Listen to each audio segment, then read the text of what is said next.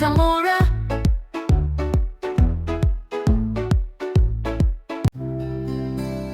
ಹೇ ಮೀರಾ, ಬಾರಿ ಸ್ಕೂಲಿಗೆ ಹೋಗೋಣ.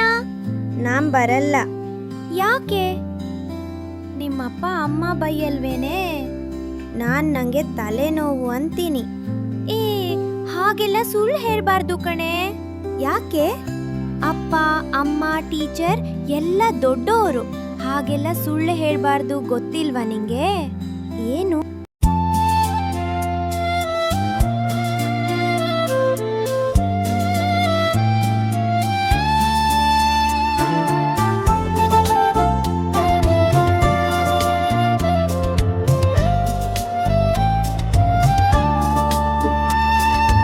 ಅಮ್ಮನಿಗಿಂತ ದೇವರೇ ಇಲ್ಲ, ಅಪ್ಪನಿಗಿಂತ ದೊಡ್ಡೋರಿಲ್ಲ, ಟೀಚರ್ಗಿಂತ ಒಳ್ಳೆಯವರಿಲ್ಲ ಅಲ್ವೇನೇ ಮಾ?